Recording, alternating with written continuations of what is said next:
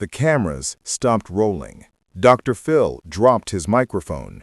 The studio went completely silent because the woman walking out that door had no idea what truth was waiting for her.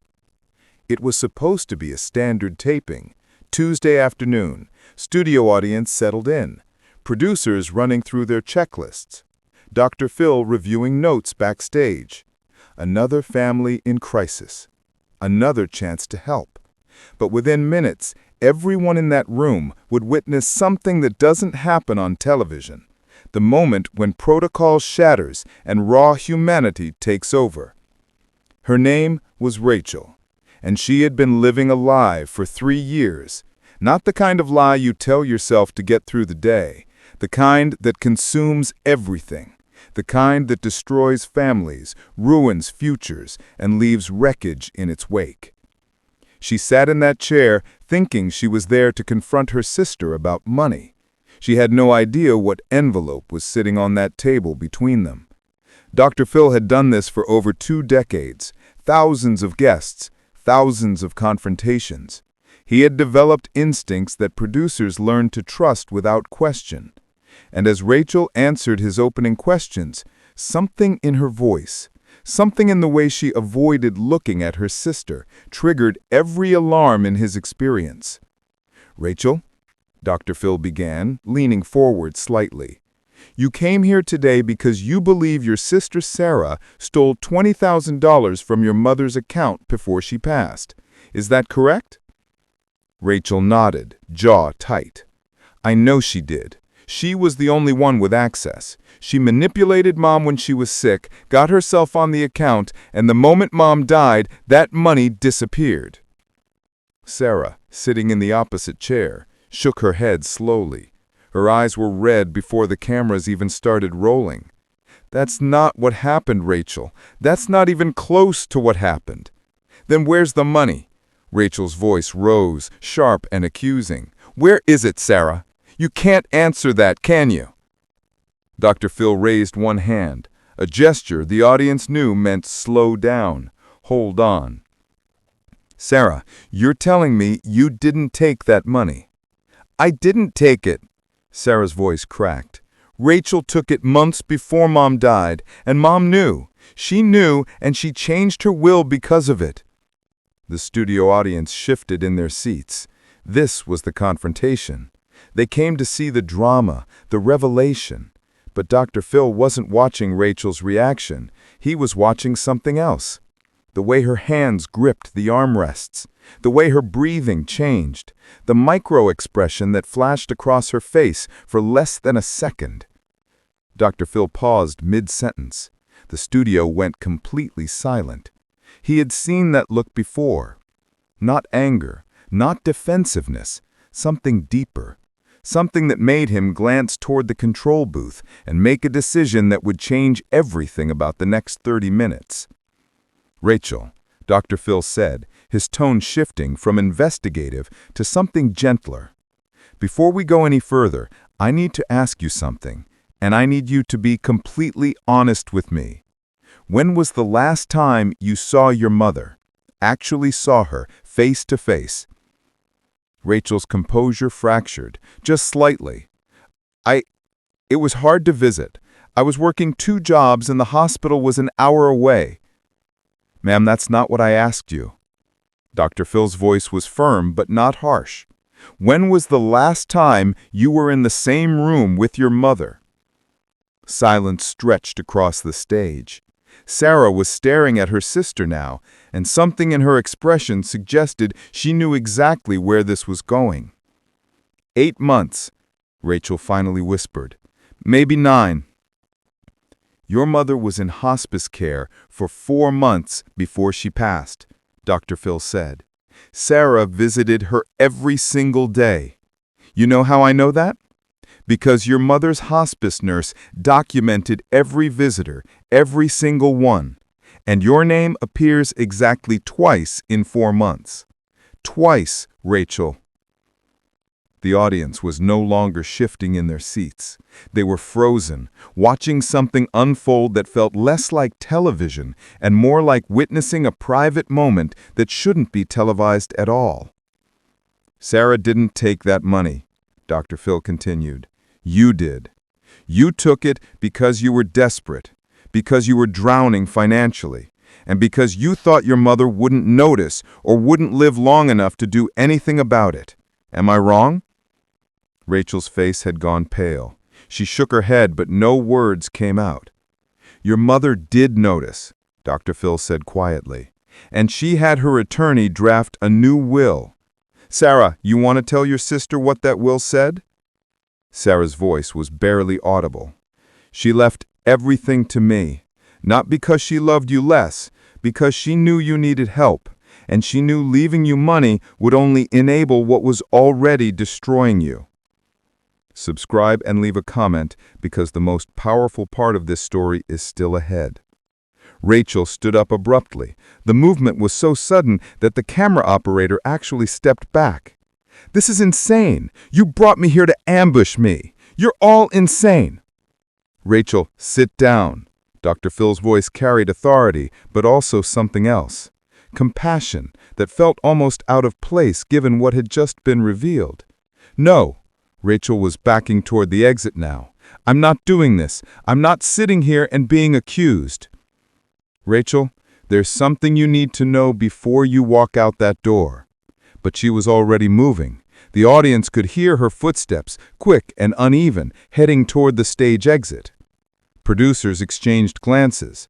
This wasn't in the script. Guests didn't just leave. They argued, they cried, they shouted, but they didn't walk off set. Dr. Phil stood up. He looked directly at the camera operator. Stop the tape.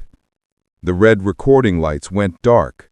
For the first time in the segment, the studio wasn't capturing footage for broadcast. This was about to become something entirely different. Dr. Phil walked off the stage, not toward his usual exit, toward the door Rachel had just gone through. The audience sat in stunned silence, unsure if they should stay seated or if the taping was over. Sarah remained in her chair, face buried in her hands, shoulders shaking. Off camera, Dr. Phil made a choice no producer expected. In the hallway behind the studio, Rachel had made it maybe 50 feet before her legs gave out.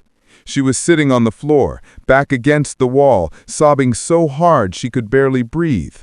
A production assistant stood nearby, unsure what to do, when Dr. Phil came through the door. He didn't say anything at first, just walked over and sat down on the floor next to her. Not across from her, not standing over her. Next to her, back against the same wall. I can't go back in there, Rachel. I can't face her. I can't face any of them. You don't have to, Dr. Phil said. Not right now. But Rachel, you need to hear what I was trying to tell you before you left. I don't want to hear it. I don't want to hear how terrible I am, how I failed my mother, Your mother left you something. Dr. Phil's interruption was gentle but firm. The will left the money to Sarah, yes, but there was a letter written 3 days before your mother passed, and she made Sarah promise not to give it to you until you were ready to hear it. Rachel looked up at him, eyes red and swollen. What kind of letter? The kind that explains why she did what she did. The kind that tells you she loved you. The kind that tells you she saw you struggling and didn't know how to help. The kind that asks you to forgive yourself. He paused. And the kind that tells you there's money set aside for you, not inheritance money, treatment money. Your mother knew you were using, Rachel. She knew, and she wanted to make sure that when you were ready to get help, the resources would be there. The words hit Rachel like a physical blow. She doubled over, forehead almost touching her knees, and the sound that came from her was something between a wail and a gasp. Dr. Phil let her cry. Didn't try to fix it, didn't try to rush her through it, just sat there on that hallway floor and let her fall apart. Because sometimes that's what healing looks like. Not pretty, not television ready, just raw and real and human. After what felt like hours, but was probably 5 minutes, Rachel's breathing started to slow. She wiped her face with her sleeve and looked at Dr. Phil. She knew this whole time. She knew She knew, and she loved you anyway. That's what mothers do. I don't deserve that letter. Maybe not, Dr. Phil said, but you're going to read it anyway because your mother wrote it hoping you'd get to a place where you could receive it. And I think you're there.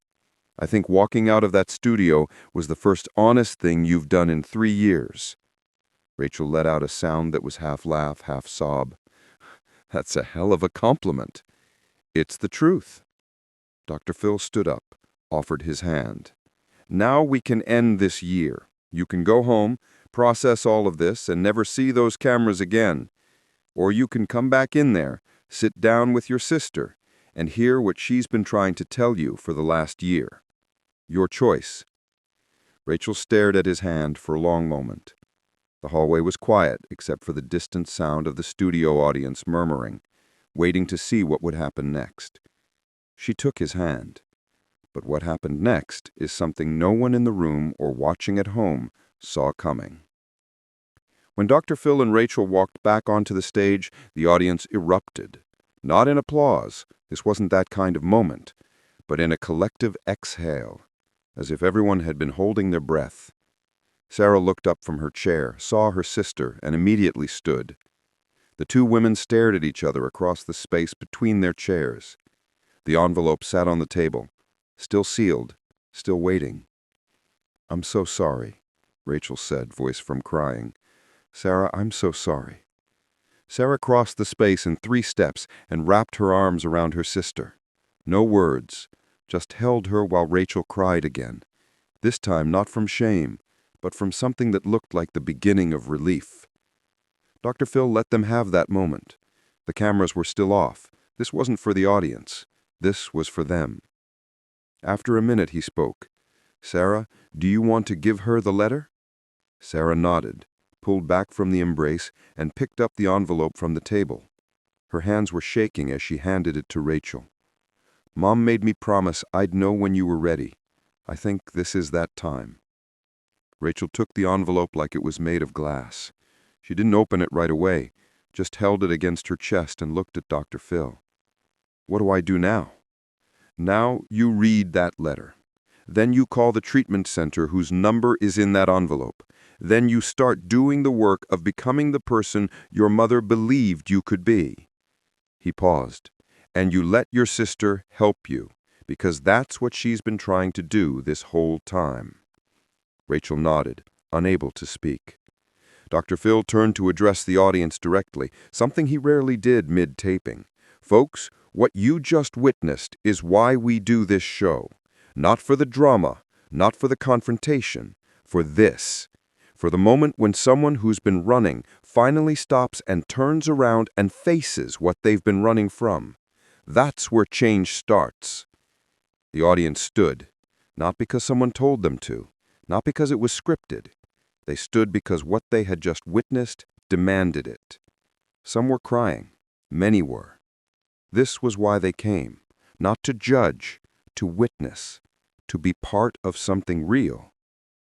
Dr. Phil looked at Rachel one more time. "You don't have to do this alone. Your sister is here. We have resources. We have people standing by ready to help you the moment you're ready to accept it. But you have to want it, Rachel. You have to choose it." "I want it," Rachel whispered. Then louder, "I want it." "Then let's get you started." Share and subscribe. Make sure this story is never forgotten. The taping ended differently than it began, not with revelation or confrontation, but with Rachel and Sarah sitting side by side, Dr. Phil walking them through what the next steps would look like. Treatment options, family therapy, support systems, the practical, unglamorous work of rebuilding a life. After the audience filed out and the cameras were packed away, Dr. Phil sat in his dressing room and thought about that moment in the hallway. The moment Rachel's face changed when he told her about the letter. The moment she decided to come back. 20 years of doing this show had taught him something that never made it into the promotional clips or the highlight reels. The most powerful moments aren't the ones where someone gets exposed or confronted. They're the ones where someone who's been hiding finally decides to be seen. Rachel went to treatment 3 days later. Sarah drove her.